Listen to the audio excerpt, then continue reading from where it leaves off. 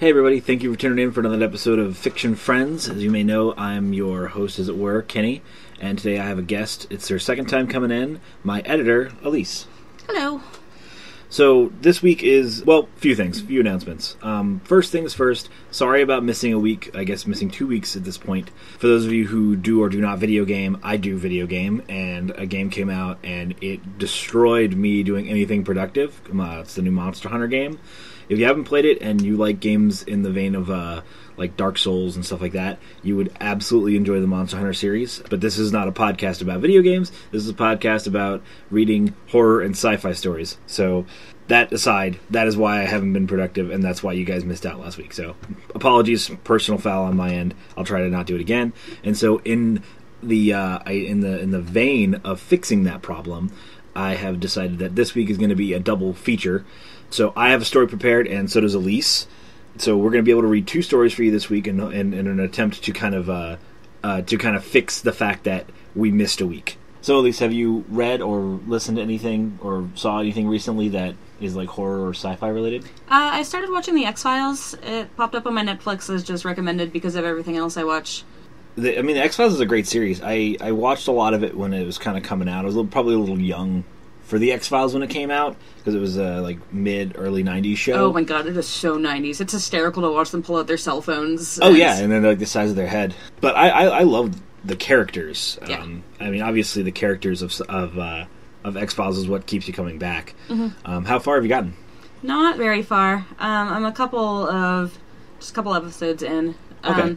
I started watching this kind of teen drama show called The 100, and it's kind of sci-fi related, very much like apocalyptic.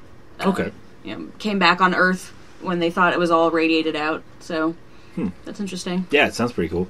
I've heard of The 100 before, but I've never seen or watched any of it. Well, I would suggest it. Have you read anything? No. Yeah, same.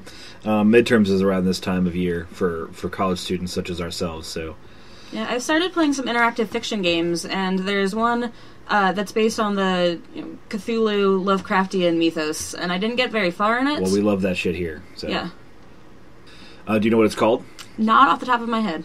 Okay, well, we'll look that up and drop a link for it in the description below the video in case you're interested in that sort of thing.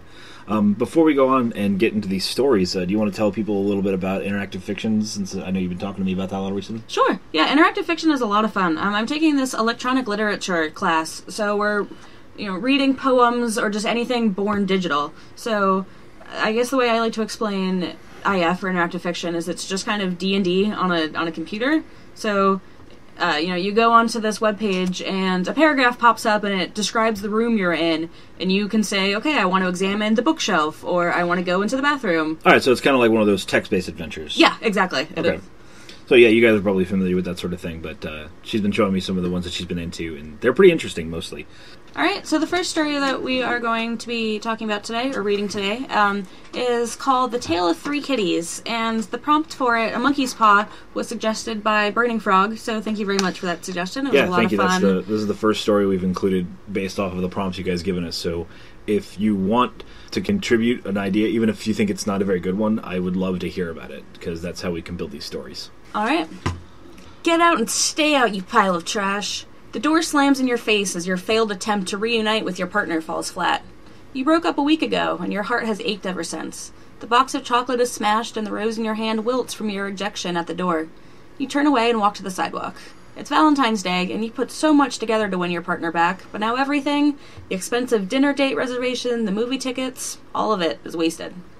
Making your way back home, dragging your heavy feet with failure, you look up, and instead of walking directly home, you choose to take a detour. The liquor store is closed, and every 10 steps you see someone in love with their partner. It altogether makes you sick. Continuing on to your pathway home, you see a shop that has opened up recently. The prominent sign hangs over the door and says the Cat Parlor. With little money and little hope left, you shrug and enter.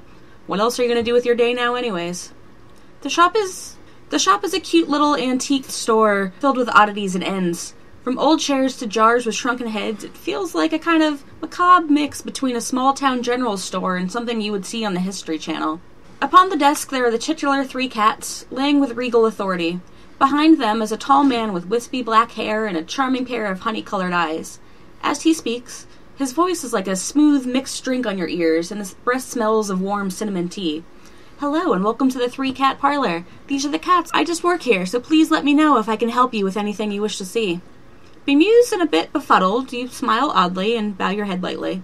Gazing about, you find your hands touching just about everything you see, as if you're some young child in a toy store and your parents aren't looking. Then you focus on the 3 little statuettes, a set of cats. Oddly enough, these statuettes look just like the 3 cats from the desk. You see no price tag, so you call for aid, as if summoned from the shadows, the man from before is suddenly there. You must have overlooked him. You inquire about the cat statues, and he tells you that they are modeled after the store's cats and that they are very popular with customers. The haggling process begins to discern the cost. You know now that these cats will be how you win back your lover on this most crazy day of passions. Taking a fair price for them, or at least you think so, you slip them in a cute paper bag and make your way out of the door. Not a mere moment later, you notice you're being followed by the 3 living cats from the store. You turn down a side street towards your home and the cats follow you. Okay. Odd. No, these cats are certainly following you. In a moment of weird judgment, you turn and quip at the cats, "What do you want?" People talk to animals all the time. However, never does one expect to actually get a response. Then today was beginning to shape up to be quite the opposite of a normal day. The 3 cats hiss back in raspy words that finish each other's sentences. You bought the statues. You get the wishes. 3 wishes? From cats. Talking cats. This should be fine. You turn away, and in no time at all, you find yourself home. The cats gave up chase, or so it seems. However, when you enter your apartment, they all 3 of them are laying on your love seat. Feeling a level of fear reserved for people in shitty horror films, you cry out at them, almost as if to plea, "What do I have to do to get you to leave me be?" The cats very kindly, yet unsettlingly, explain to you that you have 3 wishes, 1 for each of the cats. All of this sets into your mind, and you go with the flow. 3 wishes? That would be awesome. You state your first wish. "I want to be back together with my partner."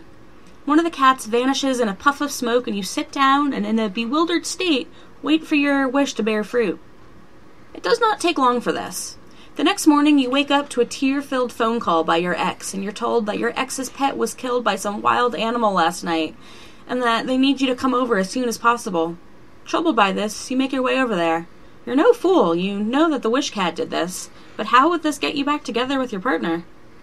You arrive at your ex's place and are greeted with a distraught and clingy ex. They hug you tightly and tell you that they need you now more than ever. They had rescued their pet from a shelter, and it was a sort of heartbreak for them to lose you and their pet in the same day. Turns out, the sudden sadness has gotten you back together with your partner. You roll with this odd moment, and things go back to normal. Time passes, and you put the remaining 2 cat statues on the mantel. Odd thing, though, the 3rd statue crumbled into ash the night you made your wish. You never again could find that store, weird as it was with its oddities, and you never could find its listing, or any trace of it, for that matter, ever again. You find yourself sometimes later preparing your home to receive a child. One night you come home late from work, and stress is mounting on your mind about this child that's coming. You and your partner are having troubles, and as if you opened a can of wet food in the middle of the night, you see the cat sitting on the steps to your house. You leave your car and approach them. "Oh, thank you for being here. I need to make my second wish. I wish that everything with this child goes well, that it is healthy and comes into my life safely." One of the 2 remaining cats bows almost human-like and vanishes like a snap of a magician's fingers. The next day the child is yours, but on the way bringing it home later, you and your new child, along with your partner, are in a car crash, caused by a drunk driver who fled and was never found.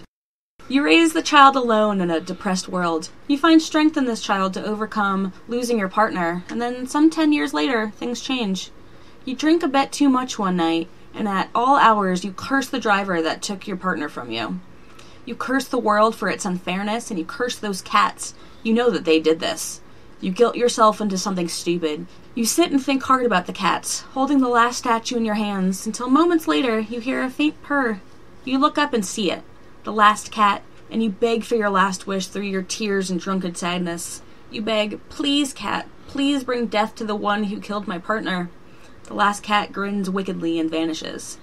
The next morning, on your way to your job, having nearly forgotten about the night before, you see that black-haired and honey-dyed man standing by your car. He hasn't aged a day since the last time you saw him. He greets you and says he is here to fulfill your third wish.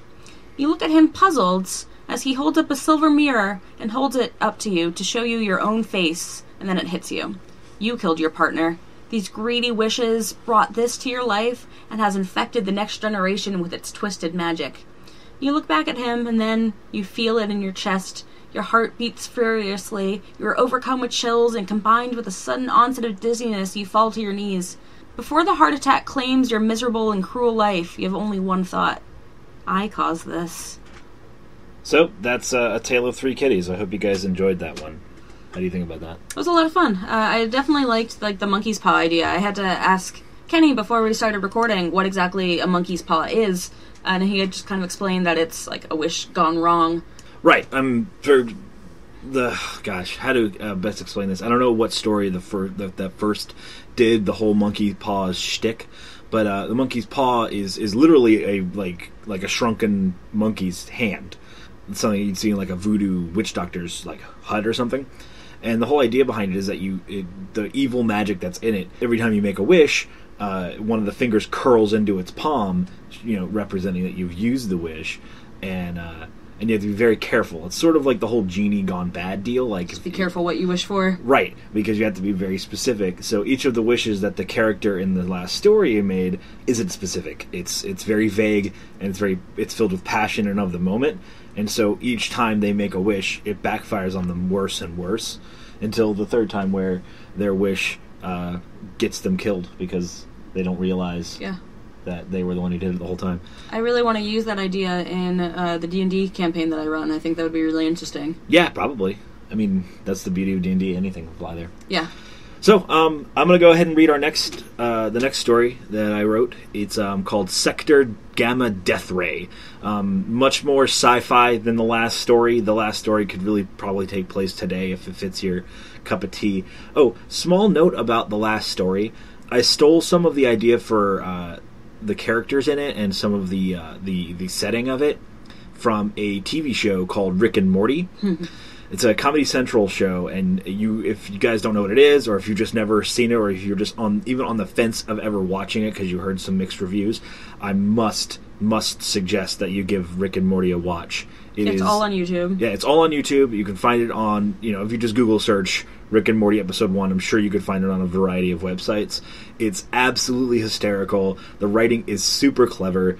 The animation's great. Yeah, the animation's great for what half it is. The jokes are the artwork. Yeah, it's the visuals are a lot of the comedy. And I think Lemon Grab from Adventure Time voices Morty, and it's it's adorable to see voice actors that you know from other roles play kind of polar opposite characters, although having the same exact voice. And Cyril Figgis. Oh God, what's his real name? I don't know. I just know him as Cyril Figgis. Yeah, Cyril Figgis from Archer.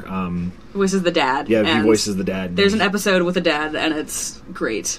Yeah, anyway, so enough about Rick and Morty. If you like sci-fi and you like comedy, that's a fantastic show because it combines both of those in the best possible way. So here is Sector Gamma Death Ray. Which is not so humorous. Which is not humorous, not at all whatsoever. This one actually wasn't brought in by any prompts. This was kind of something of my own creation. So, here we go. Being the successful salvager that you are, generally you do not find yourself going past the safer sectors in this galactic zone to make your pay. You are fantastic at piloting your vessel in the openness of space. You and your small but effective crew are known to fly into active Rebel on Empire battles and salvage even recently shot down fighters mid-battle and get out of there before either side even knows you're there, and with a full cargo to boot. So after the war ended, and with less and less crime happening now that the Empire has quelled the most recent rebellion, you and all other salvagers like you are starting to kind of die off, retire, find home, come up with legitimate careers. You have to go further and further away to make your pay. While drinking in the underbelly of one of the richer planets you visit, you hear about some sector, Gamma DR. You mark the coordinates on your tech pad and later gather up your crew. It's time to go make some credits. Your ship fires up and you make your way for your coordinates of Gamma DR. You stop early because logistics system says you might crash on the planet if you keep your current course. You stop before you reach the coordinates to get visuals on the planet and you see nothing. No planet at all, just a huge space station. Now, you've heard about these. The space station you see before you is one of many that were meant to house whole civilizations of people. You have hit the jackpot.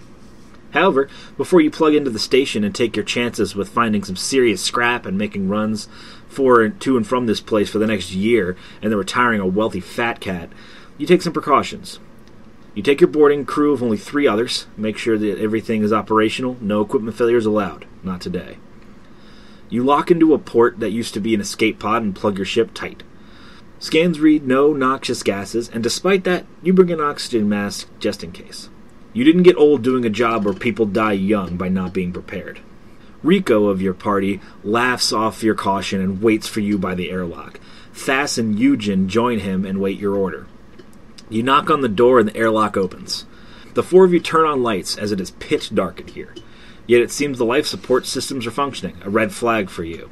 You tell Rico he has Point and Thas to watch your rear. Eugen and you mind the corners as you pass through empty hallway after another. It does not take long for you to realize that you're standing in some forgotten station of the rebels. Their marking and propaganda are everywhere. You marvel at this place while you and your party gather up and cut down scrap and other high-value tokens to stuff your bags with. It does not take a full day before you fill up over half your cargo bay with high-value items and even some armaments that will fetch a nice price to someone you know. On your second day, you venture back out to the abandoned station. Your senses are indicating that there's still no sign of life other than your crew. Rico forgets his rifle on the ship, and you chew him out about it because you are at least an hour away from the airlock and too deep in the day to go back.